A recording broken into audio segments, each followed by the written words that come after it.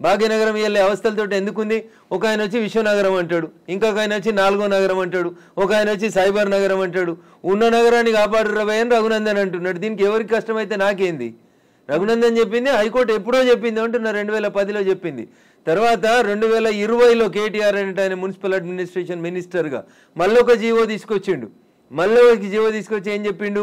అప్పటి కొత్త జిల్లాలు అయినాయి, ఉన్న భాగ్యనగరాన్ని కాపాడలేనోడు, కూట్ల రాయి తీయలేని కేటీఆర్ అంటోడు మళ్ళీ ఒక జీవో తెచ్చిండు. జీవో నెంబర్ 46/54, కరెక్ట్ గుర్తులేదు కవిత గారు నాకు, సబ్జెక్ట్ టు కరెక్షన్. దాంట్లో ఏం చెప్తాడు? మెదకు, సంగారెడ్డి, సిద్దిపేట జిల్లాలని కూడా ఈ లేక్ పరిరక్షణ కమిటీ లోపలికి తీసుకురావాలని చెప్పిండు. జీవో 2021లో ఇచ్చిండు, 22లో ఇంకో జీవో ఇచ్చి లోకల్ బాడీస్కి ఒక జాయింట్ కలెక్టర్ ఉంటాడు ప్రతి జిల్లాలో. ఆ లోకల్ బాడీస్కి జాయింట్ కలెక్టర్ ఎవరైతే కలెక్టర్గా పనిచేస్తున్నాడో ఆయనను వీటికి లేక్ల రక్షణ కోసం ఇన్ఛార్జిగా పెట్టిండు. ఎన్ని చెరువులు కబ్జా అయినాయి, ఎన్ని కుంటలు కబ్జా అయినాయి? సాక్షాత్తు రాష్ట్ర సర్వోన్నత న్యాయస్థానం హైకోర్టు చెప్పిన 2252 చెరువులు కుంటలు ఏడునే పోదాం పాండ్రి రాండి. మా జర్నలిస్ట్ మిత్రులు మరో మంచికో చెరువుని దత్తత తీసుకోరి, కాపాడు చెరువుని. రఘునందన్ ఏదో మాట్లాడుతూ ఉన్నాడు, రఘునందన్ హైడ్రాకి సపోర్ట్ చేస్తూ ఉన్నాడు, బీజేపీ ఎల్పీ లీడర్ వద్దన్నాడు. చెరువులో కట్టమని చెప్పిండా మా ఎల్పీ లీడరు? మా ఎల్పీ లీడర్ చెప్పిండు కదా, ఆ ఫాతిమా కాలేజ్ సల్కం చెరువులో కట్టిందని కూలగొట్టమన్నాడు. దాని గురించి ఎందుకు మాట్లాడారు? ఎవరిని బెదిరించినాం? మీ దగ్గర జేసీబీలు లేకపోతే మేము జేసీబీలు ఇస్తామో అని చెప్పినాం, కిరాయి లేకుండా ఫ్రీగా ఇస్తామో నంబుల్లో జరులు, తప్పేముంది అందులో? మా ఎల్పీ లీడర్ గది మాట్లాడింది చూసిన నేను మాట్లాడిందని మా ఎల్పీ లీడర్ ఏడో కాంట్రాడిక్ట్ చేయలేదు. ఏం చేసిర్రు?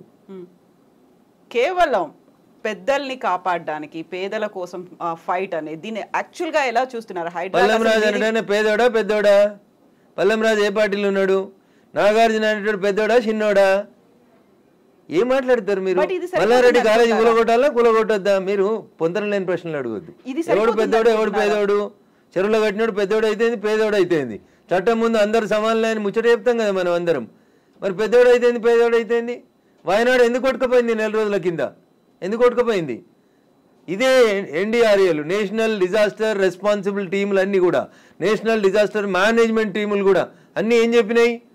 అక్కడ తొలగించుర్రు ఆ కట్టడాల, చెరువులు కడ్డంగా, గుట్టల కడ్డంగా, కొండల కడ్డంగా కట్టినాయి అని చెప్పారు. తొలగించిరా? తొలగించలేదు. తొలగించకపోతే ఏమైంది? పార్లమెంట్ నడుస్తున్నప్పుడు లాస్ట్ మంత్లో చూస్తున్నాగా మనుషులు కొట్టుకుపోయారు కదా, ఊర్లు కొట్టుకుపోయినాయి కదా. మీరు ఎందుకు ప్రకృతిని విధ్వంసం చేస్తారు అంటున్నా. ఎవరిచ్చారు మీకు ఆ రైట్? ఒక సైన్స్ టీచర్ అడుగుతున్నా, పక్కకు పెట్టి రఘునందన్ ఎంపీ బీజేపీ మెదక్ పక్కన పెట్టి మాట్లాడుతున్నా. పర్యావరణ హితం కోరుకునే ఒక సైన్స్ టీచర్గా మాట్లాడుతూ ఉన్నా నేను. ఎకలాజికల్ ఇంబ్యాలెన్స్ జరగొద్దు అని చెప్తా ఉన్నా. ఎకలాజికల్ ఇంబ్యాలెన్స్ జరుగుతూనే ఈ వరదలు వస్తూ ఉన్నాయని చెప్తున్నా. వీళ్ళు ఎందుకు విలవిల్లాడుతుంది? దేశమంతా ఎందుకు విలవిల్లాడుతూ ఉంది? ఈ మాటని 1917లో ఒక రష్యన్ ఎడ్యుకేషన్ హిస్టరీ చెప్తాడు టిఆర్ మాల్తూస్. ఏమని చెప్తాడు? మనుషులు 2 × 2 4 అవుతారు, 4 × 4 16 అవుతారు, 16 × 16 326 ఇట్లా పెరుక్కుంటూ పోతా ఉన్నారు. కానీ మనిషి అవసరమైనటువంటి పంచభూతాలు గాలి, నీరు ఇవన్నీ పెరుగుతున్నాయి. అట్లా మీరు పెరిగినంత స్పీడ్గా పెరుగుతున్నాయా? పెరుగుతలేవు. కాబట్టి ఏ డే విల్ కమ్, భూమి తనకు బరువు ఎక్కువ అయిన రోజు జనాభాని మనం నియంత్రించకపోతే తానే నియంత్రిస్తుంది అని చెప్పి 1917లో ఒక రష్యన్ ఎడ్యుకేషన్ హిస్టరీ చెప్తే 10th క్లాస్ బయాలజికల్ సైన్స్లో పాపులేషన్ ఎడ్యుకేషన్ అనే పాఠం పిల్లలకి చెప్పడాన్ని ఆచరిస్తామని ఒక స్టూడెంట్ అడిగితే ఆచరిస్తా అని ఒక కూతురికే కన్ఫైన్ అయిన ఒక టీచర్గా అడుగుతున్నాడు. నేను ఇలా ఈ ప్రకృతిని విధ్వంసం చేసే హక్కు నీకెక్కడిది? అందుకనే వాల్కనోలు, అందుకనే సునామీలు, అందుకనే ల్యాండ్ స్లైడ్లు వస్తున్నాయి మన దేశంలో. You have to control. ఆ కంట్రోల్ ఎక్కడ తప్పింది? తక్కువ ధరకు వచ్చిందని చెరువులో. భాగ్యనగరంలో జనాభా పెరిగితే చెరువును కబ్జా చేస్తావా? కుంట జాగా తక్కువకి వచ్చిందని కొనుక్కుంటావా? కమిషనర్ని మేనేజ్ చేసి పర్మిషన్ తెచ్చుకుంటావా? ఐఎమ్ ఆస్కింగ్ దిస్ గవర్నమెంట్, ఎవరైతే కమిషనర్ పర్మిషన్ ఇచ్చిండో ముందు వాడిని రిమాండ్ చేయి. ఏ బ్యాంక్ అయితే లోన్ ఇచ్చిందో ముందు ఆ బ్యాంక్ మేనేజర్ని రిమాండ్ చేయి. ఇరిగేషన్ వాళ్ళు చూస్తూ కళ్ళు మూసుకొని కళ్ళుండి చూడలేని కబోదులైన ఇరిగేషన్ ఎస్సీలను రిమాండ్ చేయి. హైదరాబాద్ని కాపాడాల్సిన అవసరం లేదా? భాగ్యనగరం విశ్వనగరంగా విరాజిల్లాలనే వద్దా? నువ్వు కట్టినావా చెరువు? నువ్వు తోడినావా చెరువు? ఉన్న చెరువుని చంపే హక్కు నీకెక్కడిది? ఇట్లే మాట్లాడతాడు రఘునందన్. మీకు నచ్చితే మీ ఇష్టం, మీకు నచ్చకపోతే మీ కష్టం. దానికి నేనేం చేస్తా? ఆర్టికల్ 19 నన్ను మాట్లాడమని చెప్పింది, మాట్లాడతా. మీరు నేను మాట్లాడితే ఆ పక్కన ఉన్నాయని ఏం మాట్లాడితే నాకేం? ఎగ్జాక్ట్లీ ఇవన్నీ ఉన్నాయి. కాకపోతే చిన్నోడా పెద్దోడా? కోర్టు కేసులనే భారతదేశ సర్వోన్నత న్యాయస్థానం చెప్పింది, సుప్రీంకోర్టు చెరువులు, కుంటలు, నాలాలు ఎవడు కబ్జా చేసినా నిర్దాక్షిణ్యంగా గులగొట్టమని చెప్పింది. ఈ దేశంలో సుప్రీంకోర్టు కంటే పెద్ద కోర్టు ఏంది? ఏం కోర్టు ఉందో అంటున్నా? ఎవరు పడితే వాళ్ళు స్టే ఎట్లా ఇస్తారు? ఎవరు ఇచ్చారు మీకు అధికారం? సుప్రీంకోర్టు చెప్పింది వినాలని హైకోర్టులకు లేదా? ఏం వినాలే? మొన్న పోయారు కదా హైకోర్టుకు అనురాగ్ యూనివర్సిటీ వాళ్ళు. ఆయన కాయిదాలు చూసి వారం రోజులు టైం ఇచ్చి తహసీల్దార్ను ఒకవేళ FTL ఉంటే తీసేయమని చెప్పిండ్రు. దానికి విద్యార్థులను అడ్డం పెట్టుకొని ఒక ఆయన, వెంచర్ను అడ్డం పెట్టుకొని ఇంకొక ఆయన, రాజకీయ నాయకులను అడ్డం పెట్టుకొని ఇంకొక ఆయన, ముఖ్యమంత్రి అన్నున్నాడని ఇంకొక ఆయన, ముఖ్యమంత్రి అన్నున్న కాలనీ అది దుర్గం చెరువు లేఅవుట్ కాదా? అది ఎట్లా లేఅవుట్ చేసిర్రు? అప్పుడు పర్మిషన్ ఇచ్చిన GHMC కమిషన్ని తెచ్చి ప్రాసిక్యూట్ చేయాలి కదా. దుర్గం చెరువు ఎన్ని ఎకరాలు ఉండాలి? వీళ్ళు ఎన్ని ఎకరాలు ఉంది? ఒక కొత్త చెరువు కట్టే సూరత్ లేదు కానీ ఉన్న చెరువులు మింగి రేపు భవిష్యత్ తరాల పిల్లలకి ఏమిద్దాం అనుకుంటారు మీరు? ఏమిస్తారు? బంజారా హిల్స్లో, జూబ్లీ హిల్స్లో కొండల్ని కంకర మిషన్లు పెట్టి పిండి చేస్తూ ఉన్నారు దుర్మార్గులైన రాజకీయ నాయకులు. ఆపున్నా పర్మిషన్స్ అని రేవంత్ రెడ్డి గారు. ఎందుకు ఆపవు? నీ పార్టీలో చేరింది ఎందుకైనా? ఎందుకు ఆ కొండలు ఎందుకు కొడుతుర్రు? ఆపుర్రా కొండలన్నింటిని కొట్టే వాటిని. ఇది ఇప్పటికిప్పుడు జరుగుతున్న విషయం కాదు, ఏళ్ల తరబడి రాత్రికి రాత్రి జరిగింది కూడా కాదు. ఎవరో ఒకరు మొదలు పెట్టాలా? ఎందుకు జరగలేదు? ఎవరో ఒకరు, అరే ఇంతకాలం నువ్వు గడ్డి తిన్నావు, ఇలానే అన్నం తింటున్నావు, it is wrong in it. మీరు గడ్డి తిన్నారు కాబట్టి నేను గడ్డి తినాలా? నాకంటే ప్రభుత్వం ముందు తప్పు చేసింది కాబట్టి నేను తప్పు చేయాలనా? Once again I'm telling I'm not supporting Revanth Reddy. ఊరు బాగుండాలా? పిల్లలు మీ కళ్ళ ముంగట వాయినాల్లో కొట్టుకుపోయినట్టు బురదలలో కొట్టుకుపోవాలని కోరుకుంటురా? నేను కోరుకుంటలేను. నా భాగ్యనగరం బాగుండాలని కోరుకుంటున్నా. ప్రపంచానికి హైదరాబాద్ ఒక కీర్తి ప్రతిష్టలు ఇచ్చిన నగరం. 400 సార్లుగా చరిత్ర ఉంది దీనికి. ఇంత మాట్లాడతారు. అసలు భాగ్యనగరాన్ని బాగమతి నది ఒడ్డున కట్టినప్పుడు ఎందుకు కట్టిర్రు? అప్పుడు ఏమైనా వరదలు రాలేదా? మూసీకి వరదలు రాలేదా? అప్పుడు ఏం తెలుసా హైదరాబాద్ చరిత్ర వీళ్ళకి మాట్లాడేటోళ్ళకి? ఈ ముఖ్యమంత్రి వచ్చి మూసీ ప్రక్షాళన అంటాడు, ఆ ముఖ్యమంత్రి వచ్చి కాళేశ్వరం అంటాడు, ఈయన 1,00,000 కోట్లు అంటాడు, ఆయన 1,00,000 కోట్లు అంటాడు. నేను వాళ్ళ కమిషన్ల కోసం మాట్లాడతలేను. నేను మల్లారెడ్డి గారు కడితే గులగొట్టుర్రి, పల్లారాజేశ్వరరెడ్డి గారు కడితే గులగొట్టుర్రి, నాగార్జున గారు గులగొడితే నేను కదా అందరికంటే ముందు మాట్లాడింది. కోర్టు స్టే ఇచ్చిందంటే ఎట్లా ఇస్తుంది కోర్టు అని అడిగిన. బరాబర్ అడుగుతా నేను. పొద్దున 6 గంటలకు కూలగొట్టుడు మొదలు పెడితే మధ్యాహ్నం లంచ్ మోషన్ అయింది, 3 గంటలకు స్టే అయింది. అది స్టే అని మీడియా మిత్రులు తప్పు రిప్రజెంట్ చేసిరు. స్టేటస్కో ఇచ్చింది, అది కూడా కరెక్ట్ కాదంటే నేను జడ్జి గారి ముందు కూడా ఇట్లా వాదిస్తా. నేను కూలగొట్టాలి అంటున్నా. 2014లో చెప్పింది అంటున్నా ఆంధ్రప్రదేశ్ ఉమ్మడి హైకోర్టు. ఏమని? ఎన్ కన్వెన్షన్ సర్వే చేయమని చెప్పింది హైకోర్టు. సర్వే చేసి HMDA 2016లో రిపోర్ట్ ఇచ్చింది. అందులో 3.5 ఎకరాల FTL బఫర్ జోన్ ఉందని. 2016 నుంచి ఇలా ఎందుకు కూలగొట్టలేదు అంటున్నా. కోర్టు ఉత్తర్వులను ఎందుకు ఉల్లంఘించారు? ఏం జరిగింది అనుకుంటున్నారు మీరు? ఏం జరుగుతుంది? వాళ్ళ కోడలు బ్రాండ్ అంబాసిడర్ అయింది చేనేతకి. ఆమెకి చేనేత తెలియదు, చీర తెలియదు. ఆమె తెచ్చి బ్రాండ్ అంబాసిడర్ చేసారు. ఆ సంబంధాలు ఏం సంబంధాలు వాళ్ళు చెప్పాలి, అప్పుడు ఉన్న వాళ్ళు చెప్పాలి. నాకేం తెలుస్తుంది? వాళ్ళకి ఆ రంగుల లోకంతో ఉన్న రక్త సంబంధం ఏందో వాళ్ళు చెప్తే బాగుంటుంది. నానోరు ఎందుకు ఖరాబ్ చేస్తారు? రంగుల లోకంతో రక్త సంబంధం అలా అనుకుంటే కేవలం ఎన్ కన్వెన్షన్ నాగార్జున దాని మీదే ఉంటుందా? ఇప్పటికి పద్మాలయ స్టూడియో మీద లొల్లి పెట్టింది రఘునందన్. ఇదే హరీష్ అని 6 అడుగులు ఉన్నాడు మాట్లాడిండు. మళ్ళీ పర్మిషన్ ఎట్లా ఇచ్చారు ప్రభుత్వం రాగానే? లాంకో హిల్స్ వక్ఫ్ భూములో ఉన్నారు.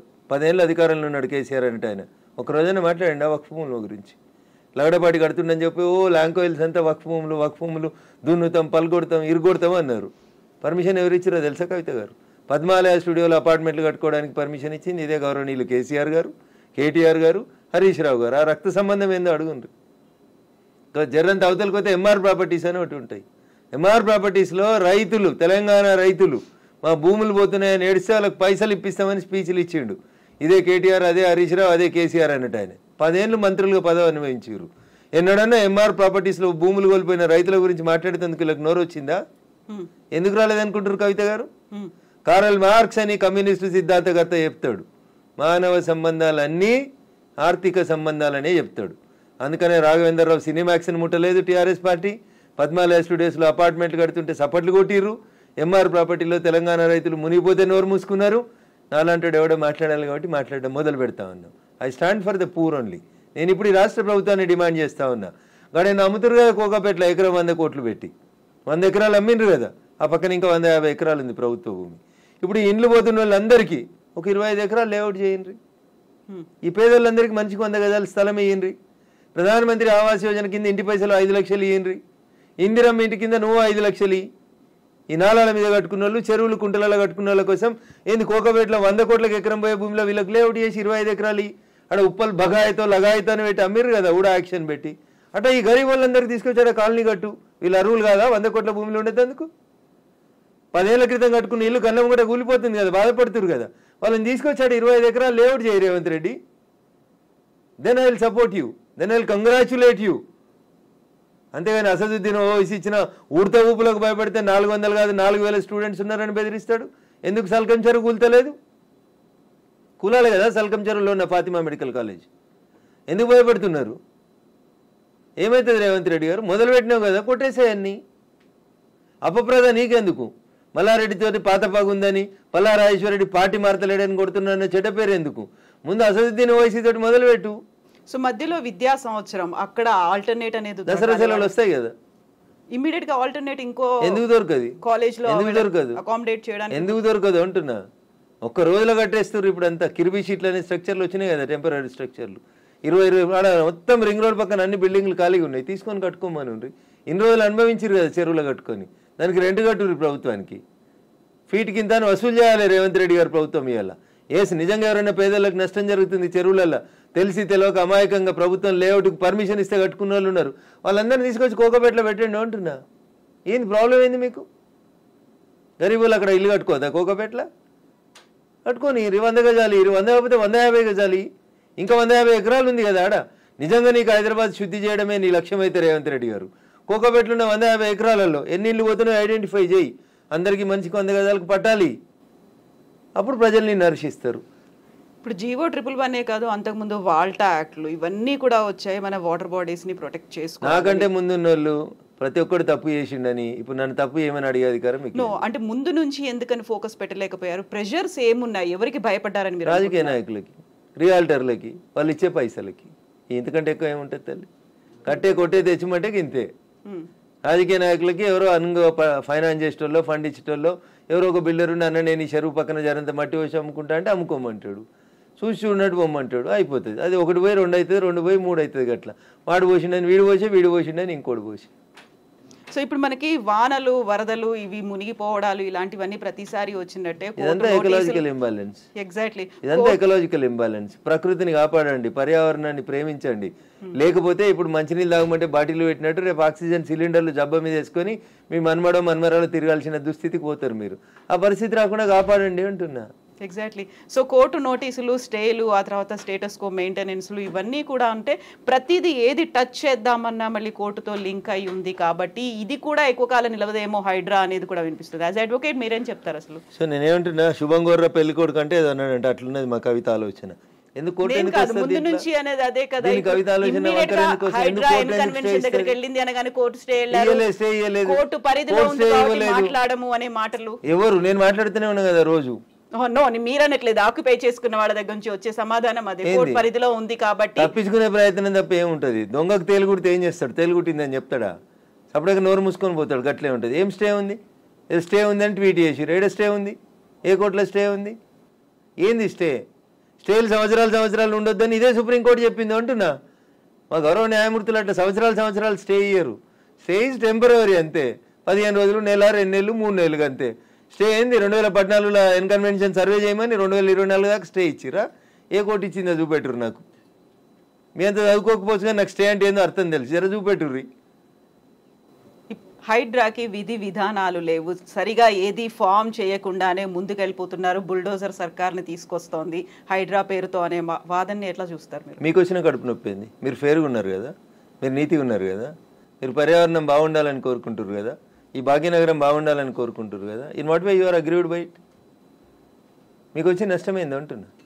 ప్రజల చేత, ప్రజల కొరకు ప్రజలు ఎన్నుకున్నటువంటి ప్రభుత్వాలు తీసుకునే నిర్ణయాలని ఏం చేస్తారు మీరు? కోర్టు ఎందుకు అడ్డుకుంటుంది? కోర్టుకుండే అధికారాలు ఏంటి? ఎంతవరకు అడ్డుకోవాలో అంతవరకే అడ్డుకుంటుంది. నేను చెప్తున్నా కదా, ఈ దేశ సర్వోన్నత న్యాయస్థానం సుప్రీంకోర్టు చెప్పింది కూలగొట్టమని. సుప్రీంకోర్టుకు భిన్నంగా లోకల్గా ఉండేటువంటి జడ్జిలు అట్లా ఇస్తారా జడ్జిమెంట్లు? నాకు తెలిసినంత వరకు అయితే ఎవరు కవిత గారు. సో ఇప్పుడు హైడ్రాని సడన్ గా తెర మీదకి తీసుకొచ్చింది. 1994 ఒక హైడ్రాని తీసుకొని రావడం అనేది భయపెట్టడానికో, బెదిరించడానికో, లేకుంటే రుణమాఫీ 6 గ్యారంటీ స్కీములు అడుగుతున్నారు కాబట్టి డైవర్షన్ పాలిటిక్స్ అనే వాళ్ళకి ఏం చెప్తారు మీరు? నేను అంటున్నా, రుణమాఫీ చేయాల్సిందే, ఇచ్చిన 6 హామీలను అమలు చేయాల్సిందే. రైతులకు చెప్పినటువంటి రుణమాఫీ, యువతకు చెప్పిన డిక్లరేషన్, మహిళలకు ఇచ్చినటువంటి మహిళా డిక్లరేషన్ అన్నీ చేయాల్సిందే. అవి చేసి ఇది వదిలేద్దామా? అవి చేయాల్సిందే, ఇవి చేయాల్సిందే. ఇది చేయమని చెప్పురు, అది చేయమని లొల్లి పెడతాం. మేము లొల్లి పెడుతూనే ఉన్నాం కదా. బీజేపీ ప్రశ్నిస్తున్న, బీజేపీ పేరిట ప్రశ్నిస్తున్న తెలంగాణ పేరిట మేమంతా నడుపుతూనే ఉన్నాం కదా. రైతన్నల రుణమాఫీ కోసం మాట్లాడితే హైడ్రా గురించి మాట్లాడొద్దా? బట్ అది డైవర్షన్ కోసమే చేస్తున్నారు అనే మాట. So I don't have any comment on this particular issue. నేనేమంటున్నా, నేను రుణమాఫీ కాలేదు, రైతులతో చేయించేది రైతులతో చేపిర్రి, హైడ్రాకి దానికి ఏం సంబంధం అంటున్నా. ఎందుకు రాస్తున్నాయి పేపర్లు హైడ్రా గురించి అంత గొప్పగా? వదిలేసారు, ఆయన పని ఆయన చేసుకుంటూ పోతాడు, మీ పని మీరు చేసుకోర్రి. రుణమాఫీ గురించి మీరు రాయమంటే రాస్తారా? రాయరు కదా. రైతులు మాట్లాడితే మన పేపర్లో హెడ్ లైన్స్ రావు కదా. ఏమవుతాయి మనకి? హైడ్రా హైడ్రా మా కేటీఆర్ అంటాడు, ఆయన పోయి అమెరికాలో అంటాడు, అది ఫుల్ హాఫ్ పేజీలు వస్తుంది, పెద్ద పేజీలలో వస్తుంటుంది. ఫస్ట్ పేజీలలో 119 ఎమ్మెల్యేలలో ఆయన యువరాజు అయినట్టు ఆయన మాట్లాడితే పైన ఒక బాక్స్ కట్టి రాస్తారు మీరు. ఆయన కట్టిన జన్వాడ ఫామ్ హౌస్ నాది కాదని స్టేట్మెంట్ మారుస్తాడు. ఒక్క మీడియానైనా రాసిందా? రేవంత్ రెడ్డి అన్నట్టు ఆయన అరెస్ట్ చేసిన రోజు ఈ ఫామ్ హౌస్ నాది, ఇగో దాని మీద డ్రోన్ ఎగిరేసినావు, ఇగో క్రైమ్ నెంబర్ ఇంత, నార్సింగ్ పోలీస్ స్టేషన్ అని తీసుకొచ్చి ఒక్కరైనా రాసిరా మా జర్నలిస్ట్ మిత్రులు? ఇవాళ అది నోరా మోరా, ఇది నాది కాదు నా దోస్తుంది అని చెప్తే ఎందుకు రాయారు? ఆ రోజు స్టేట్మెంట్ ఈ రోజు స్టేట్మెంట్ రెండు పక్క పక్కన పెట్టి ఎందుకు చూపాయించారు? ఎలక్ట్రానిక్ మీడియాలో ఎందుకు చూపెట్టారు? ఎందుకు చూపెట్టరు అంటున్నా. ఎవరా దోస్తు? ఎందుకు నీకు లీజుకి ఇచ్చిండు? ఆయనకు నీకున్న వ్యాపార సంబంధాలు ఏంది? అది కదా మీరు బయట పెట్టాల్సింది. మునిపోయిన కంపెనీకి వారసుడు కదా ఆయన, నీకు జాగి ఇచ్చిన ఆయన, లీజ్ ఇచ్చిన ఆయన. 8,000 కేట్లు ఎగ్గొట్టిర్రాళ్ళు ఈ దేశంలో. అది మాట్లాడుకుందాం గట్లా. ఇవి మాట్లాడితే మంచిగా ఉంటాయి కదా. కవిత గారు ఆయన డింగ్ డింగ్ అని ఎగురుకుంటూ పోయి జన్వాడ ఫామ్ హౌస్ ఆ రోజు ఎందుకు చేసినావు? డ్రోన్లు ఎగురుతలేవా? తెలంగాణలో డ్రోన్ ఏడా ఎగురుతలేదా? డ్రోన్ ఎగిరేస్తే తప్ప ప్రతి పెళ్లిలో డ్రోన్ ఎగురుతుంది, ప్రతి బరాతలో డ్రోన్ ఎగురుతుంది, ప్రతి శ్రీరామనవమికి డ్రోన్ ఎగురుతుంది, ప్రతి వినాయక చవితికి. ప్రైవేట్ ప్రాపర్టీ మీద ఎగరడం అనేది నీది కాదు కదా ప్రాపర్టీ. నువ్వెందుకు కంప్లైంట్ ఇచ్చినావు? నీకెందుకు కడుపును వచ్చింది? జన్వాడ ఫామ్ హౌస్ నీది కాదు కదా, నీ దోస్తుంది కదా. ఒక ఎంపీ పార్లమెంట్ నడుస్తుంటే ఢిల్లీకి వెళ్ళి హైదరాబాద్కి వస్తే ఎయిర్పోర్ట్కి వెళ్ళి పట్టుకొచ్చి రిమాండ్ చేసిరు కదా నార్సింగ్ పోలీసు వాళ్ళు. అప్పుడు ఎందుకు చేసినావు? నీది కాని ఫామ్ హౌస్లో, నీ దోస్తు ఫామ్ హౌస్లో ఎవరు నీ దోస్తు పేరు చెప్పు, ఆయనకు ఆస్తి ఎక్కడిదో చెప్పు, ఏ కంపెనీ పెట్టి షేర్లు ముంచిరో చెప్పు, ఏ కంపెనీ పెట్టి వాళ్ళు నాయన జైలుకు పోయిండో చెప్పు, గవి చెప్పు కదా. వాస్తవాలు జనాలకి తెలియకుండా చేస్తారు కాబట్టి నాలంటోడు మాట్లాడాల్సి వస్తుంది. హైడ్రామా అన్నారు, ఎవరు చేస్తున్నారు హైడ్రామా? అన్నోడు చేస్తున్నాడు అంతే. ఎవడు అన్నోడు? ఎవడు పేరు చెప్తాలి, చెప్తావా? వాని చరిత్ర ఏందో చెప్పిపోతే. మీరు అన్నారు ఇప్పుడు హైడ్రామా చేస్తున్నారని. నేను చెప్పలేదు, ఆ పొరపాటున కూడా అనలే. హైడ్రా వాళ్ళ పనులు చేసుకుంటూ పోనీరు అంటున్నా. సల్కం చెరువును గులగొట్టిన రోజు రంగనాథ్ సంగతి అడుగుతా, నేను రేవంత్ రెడ్డి సంగతి కూడా అడుగుతా. మొదలు పెట్టగానే అడ్డమైంది కాలాల కట్టే పెడతారు అంటున్నా. మల్లారెడ్డి కాలేజీని గులగొట్టకపోతే అడుగుతా నేను. స్టే ఇస్తే కోర్టుకు ఆర్గ్యూ చేస్తా, స్టే వేకెట్ చేయమని ఆర్గ్యూ చేస్తా. తప్పేముంది అందులో? నీతిగా ఉన్నా, నిజాయితీగా ఉన్నా కాబట్టి నిజాయితీ వైపే ఉన్నా, ధర్మం వైపే ఉన్నా, మా పార్టీ గట్టే ఉండమన్నది. గిట్లే మాట్లాడితే గడిదిక్కే ఉంటా. పేదవాళ్ళకు నష్టం అవుతుంది. రేవంత్ రెడ్డి దగ్గరికి పోతాం, లొల్లి చేస్తాం, కూలిపోతున్న వాళ్ళ కోసం అక్కడ లేఅవుట్ 25 ఎకరాలు చేయమని అంటుతాం. అది ధర్మం. అది కడుపు కాలినందుకు నిలబడతా ఖచ్చితంగా. So Raghunandan Rao advocate and రాజకీయ నాయకుడు, ఇప్పుడు ఒకవేళ ఏదైనా మాట్లాడాలి అంటే ఊరికే అలా ఆరోపణ చేయకుండా ఆధారాలతో సహా చూపిస్తాడు అనేది. జన్వాడ ఫామ్ హౌస్ కి సంబంధించి మీ దగ్గర అన్ని ఆధారాలు ఉన్నాయా? నేను ఎప్పుడు దాని మీద ఇన్వెస్టిగేషన్ చేయలేదు. నేను ఎందుకని? నేను వ్యక్తిగత జీవితాల్లోకి, ఎవరి జీవితాల్లోకి పోవాలనుకోలేదు. సరే, అప్పుడు రేవంత్ రెడ్డి పోయినాడు, ఆయన దగ్గర ఆధారం ఉంటేనే పోయిండని నేను అనుకుంటున్నా. అది వాళ్ళిద్దరికి సంబంధించిన వ్యక్తిగతమైన పంచాయతీగా చేసుకున్నారు వాళ్ళు. Let it be decided. నేను ఇవాళ అడుగుతుంది ఏంటంటే, మీకు జన్వాడ ఫామ్ హౌస్ నాది, నా వ్యక్తిగత జీవితానికి భంగం వాటిల్లింది, మా ఫామ్ హౌస్ మీదకి వచ్చి డ్రోన్ కెమెరా ఎట్లా ఎగిరేస్తారు, ఇవి రఘునందన్ మాట్లాడలే. ఆ రోజున యువరాజు కేటీఆర్ మాట్లాడిండు. మా ప్రైవేట్ ఆస్తులకు వచ్చి డ్రోన్ కెమెరాలు ఎగిరితే కేసు పెట్టమా అని మాట్లాడిండు. ఇవాళ ఆ ఫామ్ హౌస్ నాది కాదు అని చెప్పడానికి అది నోరా మోరా అని అడుగుతున్నా. దానికి సమాధానం చెప్పు. ఏం పెట్టి కడిగిరు? ఫినాయిల్ పెట్టి కడిగిరా? 3 ఏళ్ల కింద రేవంత్ రెడ్డిని డిమాండ్ చేసిన రోజు నీ ఫామ్ హౌస్ ఎట్లయింది? ఇవాళ అది నిబంధనలకు వ్యతిరేకంగా పెట్టిరని గవర్నమెంట్ ఇన్వెస్టిగేషన్ చేస్తే అది నాది కాదు మా దోస్తుది. ఇంత దారుణమైన అబద్ధాలు ఆడితే ఎట్లా? నేను అడిగిన దాంట్లో ఏమైనా తప్పుంటే చెప్పురు కవిత గారు. మీకు డౌట్ ఉంటే నేను ఆ రోజు కేటీఆర్ మాట్లాడిన మాట, ఈ రోజు కేటీఆర్ మాట్లాడిన మాటలు 2 పంపిస్తా. ఈ ఇంటర్వ్యూ మధ్యలో ఆపి అది ప్లే చేయండి, తెలుస్తుంది మీకు. జనాలకు వాస్తవాలు చెప్పుమర్రి. ఎస్. ఇప్పుడు పేదలకి సంబంధించి కూడా వాళ్ళు 30-40 ఏళ్ళుగా వాళ్ళు ఆ ప్రాంతంలో ఆశ్రయం పొందుతున్నారు అనుకున్నప్పుడు వాటిని కూడా కూల్చేస్తున్నారు. Not only in Hyderabad, Mahbub Nagar కూడా వెళ్ళారు అని బీఆర్ఎస్ లీడర్స్ చూపిస్తున్నారు. ఎవరికైతే ఓటేసి గెలిపించుకున్నారో వాళ్ళు ఇప్పుడు వీళ్ళని పేదలు నిరాశ్రయులు చేస్తున్నారు అనేది. కవిత గారు, దీన్ని 2 పార్శ్వాలుగా చూడండి దయచేసి. హైడ్రా చేస్తున్న పనిని అభినందించుర్రి. చెరువులు, కుంటలు, నాలాలలో కట్టినవి తొలగించుండ్రి. ఒకవేళ అందులో నిజంగా గరీబోడు ఉంటే, ఎంక్రోచ్మెంట్స్ లేవు, పేదోడు బలైండు, అక్కడ ఒక మున్సిపల్ లేఅవుట్ అయింది, ఆ లేఅవుట్ ప్రకారం వాళ్ళు కొనుక్కున్నారు అని అంటే ప్రభుత్వం వాళ్ళకి ప్రత్యామ్నాయ ఏర్పాట్లు చేయాల్సిందే. It is an undisputed issue. మళ్ళీ చెప్తున్నా నేను 2 రోజుల తర్వాత నేను అదే చెప్తా ఉన్నా మీకు. ఉప్పల్ బగాయితో లగాయితో నాకు పేరు I'm not remembering recollecting it proper. Uppal బగాయితులు ఎట్లా ప్లాట్ చేసి అమ్ముకుర్రో ఇప్పుడు ఉన్నారు కదా రాజపుష్ప ఆయన 100 కోట్లకు ఎకరం రిజిస్ట్రేషన్ ఆపినావు కదా, ఆ 10 ఎకరాలలో ప్లాట్లు చేసి ఇచ్చేసే వీళ్ళకి. ఆ పక్కన ఇంకా 150 ఎకరాలు ఉంది కవిత గారు, దాంట్లోకి 25 ఎకరాలు లేఅవుట్ చేయి. ఈ ఇండ్లు కోల్పోతున్న వాళ్ళందరికీ అంటున్నా your the custodian of the peoples money, అంతేగా నువ్వు ఓనరు కాదు కదా. ఇటు ఇల్లు కోల్పోయినా నష్టపోయిన ఆయనకి 100 గజాలు ఇవి అంటున్నా. 100 కోట్లకు ఎకరం ఉన్న భూమిలో 100 గజాలు ఇస్తే you will not feel happy Kavitha garu? ఉంటారా ఉండరా? కొంచెం కోపం తగ్గుతుందా తగ్గదా? ఇచ్చేయండి అంటున్నా. మియాపూర్లో 100 ఎకరాలు కొంతమంది పెట్టుబడిదారులు దోసుకున్నారు, కబ్జాలు చేసిర్రు, పంచురా భూముల్లో ఉంటుంది. ఇట్లాంటి వాళ్ళకి అమాయకత్వంతో తెలిసి తెలివనితనంతో లేఅవుట్లు చెరువులు కుంటలలో ఎవడన్నా బిల్డర్ చేసిన మోసానికి బలైన పేదోళ్ళు ఉంటే బరాబర్ వాళ్ళకి ప్రభుత్వం న్యాయం చేయాల్సిందే.